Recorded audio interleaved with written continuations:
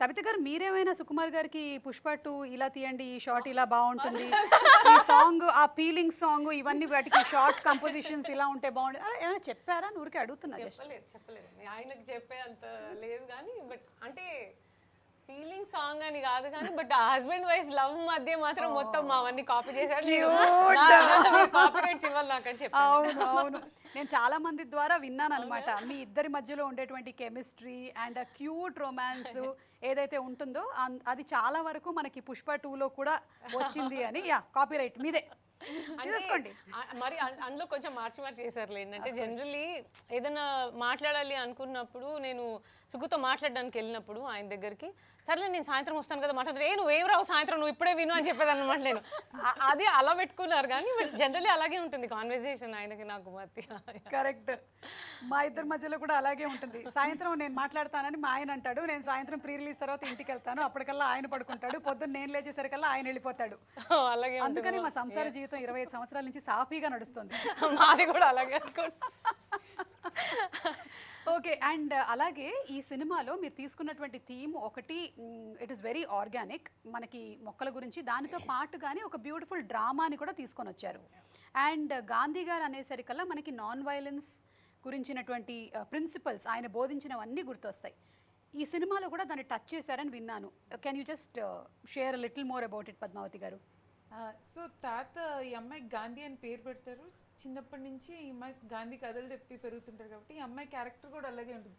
ట్రైలర్లో కూడా షాప్ వాడు ఒక 2 రూపాయలు ఎక్కువ ఇస్తే తిరిగి ఇచ్చేస్తుంది, ఫ్రెండ్స్ కాపీ కొడుతుంటే తినే పట్టిస్తుంది. కరెక్ట్, ఒక షాప్ వాడు ఏమో కొత్త చాక్లెట్ వచ్చిందంటే వద్దొద్దు నాకు నువ్వులు ఉండలే కావాలని అడుగుతుంది. ఎంత మంచిదో, ఇప్పుడు తినిపించలేక చచ్చిపోతున్నాం మేము. షూట్ లో అంతా అదే తింటా ఉండింది, నువ్వులు ఉండలేనా మొత్తం షూట్ అంతా. చాలా మంచిగా ఉండే. గుడ్ నాన్న, నీ ఏజ్ లో తినొచ్చు, నేను తిన్న తర్వాత పళ్ళు ఉంటాయో లేదో నాకు తెలియదు. నేను ఫస్ట్ నచ్చుతుందో లేదో అనుకున్నాను. వాళ్ళు ఈ జనరేషన్ పిల్లలు చాక్లెట్లే తింటారు కదా, ఫస్ట్ తిన్నాక షార్ట్ మధ్యలో కూడా తింటుండింది, ఆల్మోస్ట్ ప్యాకెట్లు తింది. హై లెవెల్స్ ఆఫ్ కాల్షియం తెలుసా, దానిని మించిన అద్భుతమైనటువంటి కాల్షియం ఫుడ్ ఇంకోటి లేదు. అది సో నాన్ వైలెన్స్ గురించి చెప్పండి. సో ఆ క్యారెక్టర్ గాంధీ గారి మంచి సిద్ధాంతాలన్నీ ఆ ప్రకారంగానే బిహేవ్ చేస్తుంది తను. ఏదైనా కరెక్ట్ అని నమ్మితే దానికి కట్టుబడి, దానికి ఎంతైనా కష్టపడి, అంటే దానికి పరిధులు ఉండవు. నేను చిన్న అమ్మాయిని, 15 ఏళ్ళ అమ్మాయిని, మనం అయ్యో పాపం ఇది ఏం చేస్తుందని మనకు అనిపిస్తుంది, కానీ అది మాత్రం నేను ఇది సాధించాలి, నేను ఆ వైపు నడవాలి, ఈ ప్రాసెస్లో ఎవరిని హామ్ చేయకూడదు, ఎవరిని బాధ పెట్టకూడదు వాళ్ళు. సో నేను ఆ క్యారెక్టర్ని ఇలా గాంధీ గారు మంచి విషయాలన్నీ తీసి ఇంబైబ్ చేసి ఆ క్యారెక్టర్ రాశాను నేను. సూపర్ అండి. అసలు ఇమాజిన్ అప్పట్లో non violence on the streets కదా, ఇప్పుడు non violence in social media అని వస్తే ఎంత బాగుంటుంది. చాలా బాగుంటుంది. ఐ థింక్ మీరు ఈ సినిమాని ఎస్పెషల్లీ స్కూల్స్లో ఉండేటువంటి పిల్లలందరికీ కూడా స్క్రీన్ చేయాలని నేను మనస్ఫూర్తిగా కోరుకుంటూ ఉన్నానండి.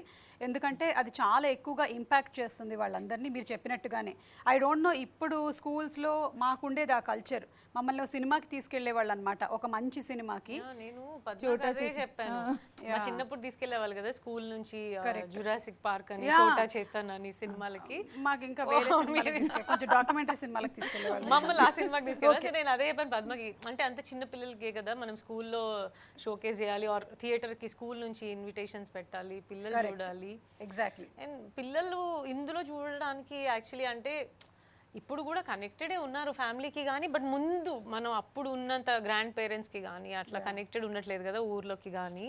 సో అది చూస్తే వాళ్ళకి ఒకసారి అది కనెక్ట్ అవుతారు పిల్లలంతా, అంటే గ్రాండ్ పేరెంట్స్కి వాళ్ళతో. ఇప్పుడు లాంగ్వేజ్ ఆ గ్యాప్ కూడా వచ్చేసింది కదా పిల్లలకి, వీళ్ళంతా ఇంగ్లీష్లో మాట్లాడతారు, వాళ్ళేమో తెలుగులో మాట్లాడతారు, అందుకని ఎక్కువ మాట్లాడుకోవట్లేదు కూడా ఈ మధ్య. అది కూడా చెప్తున్నానండి నేను చాలా మందికి, ముందు మాతృభాషలో మాట్లాడండి, ఆ తర్వాత English, Spanish, French, Chinese, Japanese, Korean మాట్లాడచ్చు అని.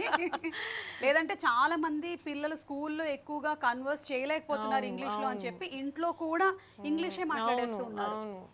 అంటే వాళ్ళు మాట్లాడుతున్నా కూడా సడన్ గా వాళ్ళకి కూడా వచ్చేస్తుంది పిల్లలకి మనతో మాట్లాడుతారు. మేము మోస్ట్లీ తెలుగులో మాట్లాడతాము ఇంట్లో కానీ, బట్ వీళ్ళతో మాట్లాడాలన్నప్పుడు తెలుగు కూడా ఇంగ్లీష్ లో మాట్లాడేస్తున్నాం మేము కూడా, అంటే వీళ్ళకి కరెక్ట్ గా అర్థం అవుతుందో లేదో విషయం అని. ఖచ్చితంగా తెలుగులోనే మా అమ్మ ఉంది, మా అమ్మ మలయాళంలోనే మాట్లాడుతుంది పిల్లలతో. సో అలా పిల్లలకి ఎక్కువ కనెక్ట్ చేయాలని పద్మ కూడా నాకు చెప్పిన విషయం, అంటే సినిమాకి కన్విన్స్ చేయడానికి, అంటే ఈ మధ్య కాలంలో చిన్న పిల్లల్ని వాళ్ళ రిలేటెడ్ సినిమాలు ఏం రావట్లేదు కదా, సో మనం అలా చేద్దాం ఈ సినిమా అని చెప్పి. కరెక్ట్. అండ్ అందులో కూడా సుకృతి నీకు మీ తాతగారికి మధ్యలో ఉండేటువంటి బాండ్ ఎంత క్యూట్గా ఉందో నాన్న అసలు. తాత బయటకు వెళ్ళేటప్పుడు కూడా మెట్లు జాగ్రత్తగా ఎక్కువ అని నువ్వు చెప్పడము, జాగ్రత్తలు చెప్పడము, తాత ఒళ్ళో నిద్రపోవడము, అవన్నీ కూడా ఐ థింక్ మీరు చెప్పినట్టుగా చాలా మిస్ అవుతూ ఉన్నాం మనము. ఎందుకంటే ఎవరికి వాళ్ళు బిజీ అయిపోయారు. పిల్లలు మాత్రమే బిజీ అయ్యారు అనడానికి లేదండి, పెద్దవాళ్ళు కూడా ఫోన్లోనే బిజీగా ఉంటున్నారు ఈ మధ్య. తాతలమ్మమ్మలు నానమ్మలు కూడా ఫోన్లోను వాట్సాప్లోను బిజీగానే ఉంటున్నారు. సో ఐ థింక్ ఇలాంటి సినిమాలు వస్తే ఆ బాండ్ని చాలా క్యూట్గా చూపించే అవకాశం ఉంది. అండ్ సుకృతి, ఒక క్వశ్చన్, ఈ సినిమాలో నిజంగానే గుండు కొట్టించేశారా నీకు? అందుకనే నన్ను ఆడిషన్స్లోంచి వెళ్ళిపోయా. ఆ గుండు కొట్టించినప్పుడు ఇక్కడ ఎవరు ఎక్కువ ఏడ్చారు? అమ్మ ఏడ్చిందా, లేకపోతే పద్మావతి గారు ఏడ్చారా, లేకపోతే నువ్వు ఏడ్చావా? అదే ఏడవట్లేదు, మేమే ఏడుస్తున్నాం. ఏడ్చారా మీరు? అంటే తనకి అప్పుడే 12 కంప్లీట్ అయ్యి 13లో ఉంది, టీన్స్లో. సో నేను గుండె అన్నప్పుడు అంటే సుఖకుడు చెప్పినప్పుడు తను అప్పుడు మనము ఫాదర్కి పెట్టారనమాట పుష్పలో. సో అలా పెడదాంలే అమ్మ జుట్టివన అంటే తన సినిమా చేయాలని ఆయన, ఒకవేళ గుండె అంటే వద్దనుకుంటుందేమో అని అలా చేద్దాము పర్వాలేదు అని అంటే, నేనైతే అసలు నేను అక్కడ తలుపుతున్నాను పద్మ చెప్తుంటే ఈమెకి వద్దు గుండె వద్దని చెప్పు అని. తిను పర్వాలేదు నేను చేసేసుకుంటాను, జుట్టే కదా మళ్ళీ వస్తుందిలే అని చెప్పేసింది అంతే వెంటనే. యాక్చువల్లీ నేను చెప్తా ఎగ్జాక్ట్ చెప్తారా చెప్పండి. నేను కథ చెప్పాను. నేను చాలా మంది అమ్మాయిలను ఆడిషన్ చేశాను, అందులో కొంతమంది చాలా బాగా నచ్చారు నాకు. ఒక్కరు కూడా గుండు కొట్టుకోమంటే ఒప్పుకోలేదు. ఇన్ని మేకప్ ప్రాస్థెటిక్స్ ఉన్నాయి కదా మీరు ఎందుకు, కానీ the whole message is that అమ్మాయిలకి ఆ ధైర్యం ఉండాలి, ఆ కాన్ఫిడెన్స్ లోపల నుంచి ఉండాలి, అది చూపించడానికి స్క్రిప్ట్లో గుండు కొట్టుకునే ఇది ఉందన్నమాట. మీరు ఏడ్చారా?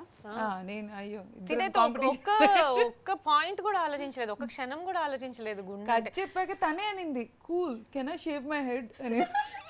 అండ్ ఇంకోటి షూట్ టైంలో కూడా నాకు బాగా గుర్తుంది, అంటే ఇప్పుడు యాక్చువల్గా షేవ్ చేయడానికి వచ్చిన అతను ఒక పర్సన్, మనం స్క్రీన్ మీద చూపించే అతను ఒక అతను. సో హాఫ్ గుండు చేసి హోల్డ్ చేసేసారు, అక్కడ ఒక 200 పీపుల్ చూస్తున్నారు. సగం గుండుతో కూర్చోబెడితే కూడా అలాగే కూర్చొని ఉంది షూట్లో. మళ్ళీ యాక్చువల్ అతను వెళ్ళి మళ్ళీ సెట్ చేసి యాంగిల్ సెట్ చేసి ఇవన్నీ సెట్ చేయాలి కదా. నేను చాలా బాధపడుతున్నాను, అది ఏమన్నా ఇన్సల్టింగ్గా ఫీల్ అవుతుందా, ఇంతమంది చూస్తున్నారు, ఊర్లో వాళ్ళందరూ చూస్తున్నారు, అది హ్యాపీగా ఉంది, నేనే ఏడుస్తున్నాను ఇవన్నీ చూసేసి. అసలు అయ్యో గుండుతో ఎంత హాయిగా ఉండేది. నేను షూట్లో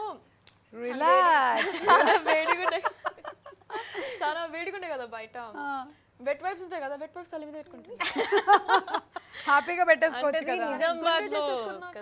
నాకు చాలా కాన్ఫిడెన్స్ వచ్చేసింది. Like before when I had hair నాకు అంత ఏం అనిపించలేదు, జుట్టే కదా అందుకే. కానీ గుండు చేసేసుకున్నాక నాకు కాన్ఫిడెన్స్ పెరిగింది, అందుకే I feel like it was a good idea to. Tabitha గారు, ఇది మీరు బిగినింగ్ నుంచే తబిత ప్రెజెన్స్ అని ఉందా, లేకపోతే మధ్యలో జాయిన్ అయ్యారా మీరు? లేదు బిగినింగ్ నుంచి.